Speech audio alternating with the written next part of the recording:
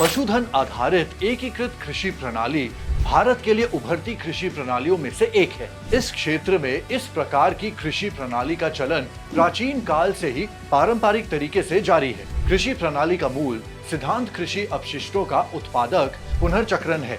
एक एकीकृत कृषि प्रणाली में विभिन्न उप प्रणालियां एक साथ काम करती हैं, जिसके परिणाम स्वरूप उनके व्यक्तिगत उत्पादन के योग की तुलना में कुल उत्पादकता अधिक होती है।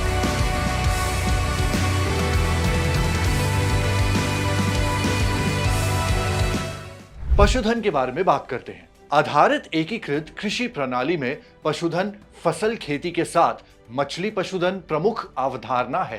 अब मछली पशुधन पालन प्रणाली की बात करते हैं। मछली पशुधन पालन प्रणालियां मछली के तालाबों को उर्वर बनाने के लिए पशुधन के अपशिष्ट का उपयोग करने पर निर्भर करती है, जिससे अतिरिक्त पोषक तत्वों की आवश्यकता समाप्त हो जाती है।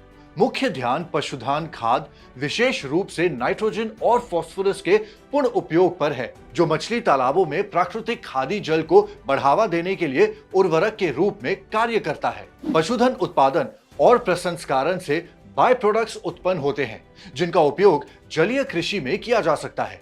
पशुधन उत्पादन अपशिष्टों जैसे खाद, मूत्र और गिरा हुआ चारा का प्रत्यक्ष उपयोग एकीकृत खेती के सबसे आम रूप है। पशुधन अपशिष्ट का ताजा इनपुट के रूप में उपयोग किया जा सकता है या उपयोग से पहले संसाधित किया जा सकता है। एकीकरण के लिए उपयोग किए जाने वाले पशुधन के प्रकार के आधार पर पशुधन मछली प्रणालियों के विभिन्न संयोजन हैं। सुअर मछली प्रणाली, इसके बारे में बात करते हैं। 30 से 40 सुअरों का कचरा 1 टन अमोनियम सल्फेट के बराबर होता है। व्हाइट यॉर्कशायर, लैंडरेस और हैम्पशायर जैसे विदेशी सुअर नस्लों को मछली तालाबों के पास पाला जाता है। बायोगैस उत्पादन के लिए तालाब के मेडोन पर या उसके आसपास सुअर आबादी बनाई जा सकती है। सुअर के गोबर को खाइयों के माध्यम से मछली के तालाबों में छोड़ दिया जाता है या स्थानीय क्षेत्रों में ढेर लगा दिया जाता है। सुअर के गोबर में मछली के लिए 70% डाइजेस्टेबल भोजन होता है और ये तिलापिया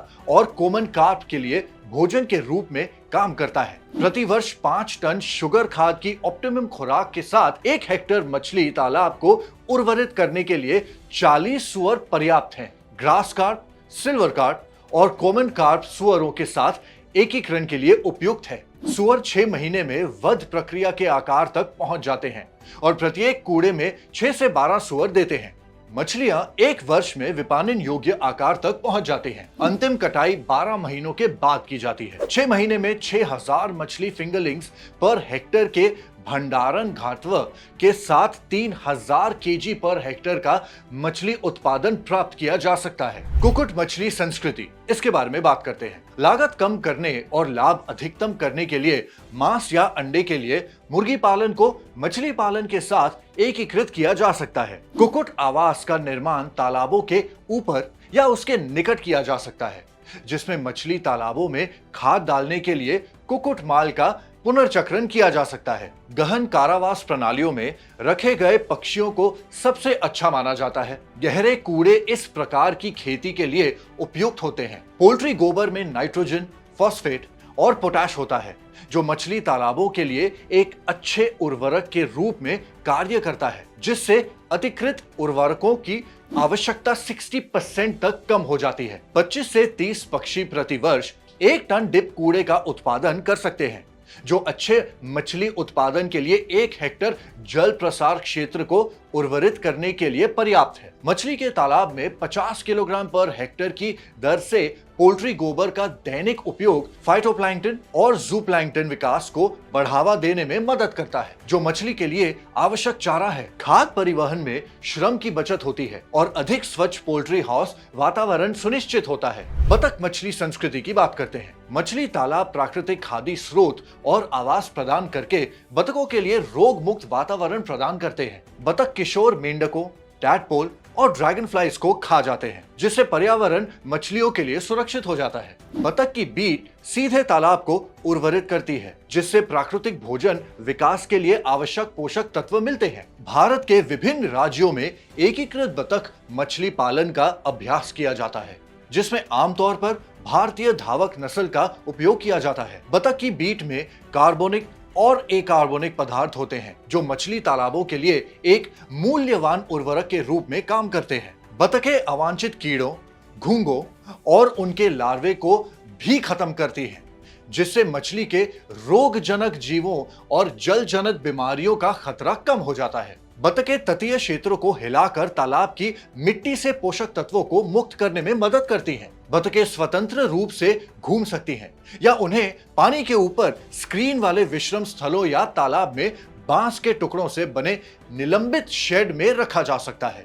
मछली पालन की अवधि और खाद्य की आवश्यकताओं के आधार पर बतरों का भंडारण घनत्व 100 से 3000 पर हेक्टेयर तक भिन्न हो सकता है। बतख के शिकार से बचने के लिए 10 सेंटीमीटर से बड़े आकार की मछली की उंगलियों को सलाह दी जाती है। स्टोकिंग घनत्व तालाब के आकार और बतख की संख्या पर निर्भर करता है। सिल्वर कार्प, कैटाला और कॉमन कार्प अपनी भोजन की आदतों और बतख के खाद्य के प्रति सहनशीलता के कारण बतख मछली पालन के लिए आदर्श है। मछली पालन की अवधि आमतौर पर 1 वर्ष होती है, जिसमें 20,000 हेक्टेयर भंडारण घनत्व के साथ अंडे और बतख के मांस के साथ साथ 3000 से 4000 किलोग्राम प्रति हेक्टेयर वर्ष का मछली उत्पादन होता है। पशुधन फसल उत्पादन प्रणाली एक एकीकृत फसल पशुधन प्रणाली अंतरिक्ष और समय के माध्यम से एक दूसरे के पूरक के रूप में फसलों और पशुधन का उपयोग करती है।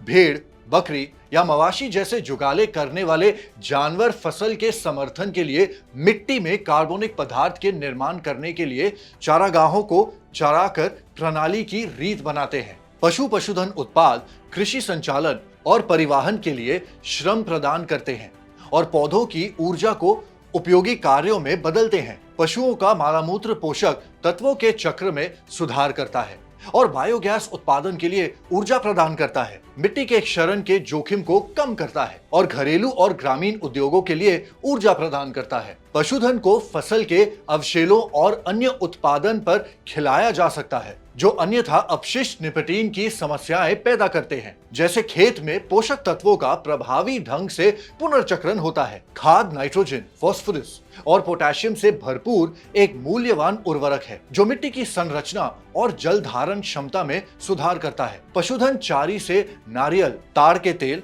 और रबर जैसे बागानों में खरपतवार नियंत्रण लागत कम हो सकती है। ड्रॉट पशु शक्ति का व्यापक रूप से खेती, परिवहन, जल उठाने और खाद्य प्रसंस्करण उपकरण के लिए उपयोग किया जाता है। अब बात करते हैं कुल मिलाकर एकीकृत कृषि प्रणाली के लाभ के बारे में। उत्पादकता। एकीकृत कृषि प्रणाली यानी कि IFS प्रति यूनिट क्षेत्र और समय में आर्थिक उपज बढ़ाती है, जिससे विशेष रूप से छोटे और सीमांत किसानों को लाभ होता है। लाभप्रदता की बात करते हैं। IFS फीड और उर्वरक के लिए अपशिष्ट पदार्थों और उत्पादनों का उपयोग करके उत्पादन लागत को कम करता है, जिससे किसानों के लिए उच्च लाभ लागत अनुपात और बेहतर परचेज पावर होती है। स्थिरता। IFS अपशिष्ट पदार्थों और उत्पादनों का इनपुट के रूप में उपयोग करता है, जिससे मोनोकल्चर खेती प्रणालियों की तुलना में एक स्थायी उत्पादन आधार तैयार होता है। संतुलित भोजन। IFS विभिन्न खाद्य स्रोतों को एकीकृत करके किसानों को मानव पोषक तत्वों की आवश्यकताओं को पूरा करने में सक्षम बनाता है। पर्यावरण सुरक्षा। IFS में अपशिष्ट पदार्थों को प्रभावी ढंग से पुनर्चक्रित किया जाता है, जिससे पर्यावरण प्रदूषण कम होता है। पुनर्चक्रण। उत्पादों, बाय प्रोडक्ट्स और अपशिष्ट पदार्थों का प्रभावी पुनर्चक्रण विशेष रूप से संसाधन गरीब ग्रामीण क्षेत्रों में कृषि प्रणालियों को बनाए रखता है। साल भर आय। उद्यमों के बीच बातचीत कृषक समुदायों के लिए पूरे वर्ष आय का निरंतर प्रवेश सुनिश्चित करती है। ऊर्जा बचत। अब इसके बारे में भी चर्चा करते हैं।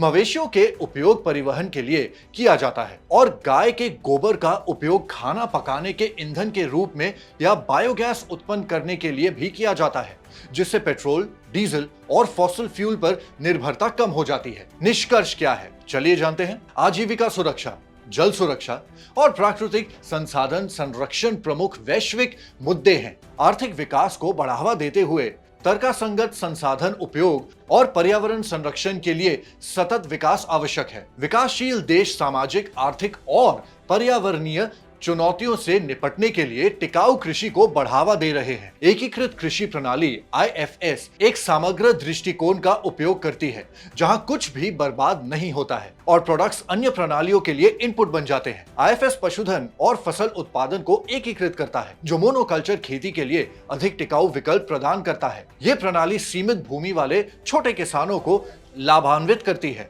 जिससे उन्हें उत्पादन में विविधता लाने, आय बढ़ाने, भोजन की गुणवत्ता में सुधार करने और अप्रयुक्त संसाधनों का उपयोग करने में मदद मिलती है। तो अगर आपको ये वीडियो पसंद आया है, इस पर लाइक, शेयर या कमेंट भी जरूर कीजिएगा और ऐसे और दिलचस्प वीडियोस देखने के लिए फ्रीडम ऐप पर सब्सक्राइब जरूर करें। Happy farming.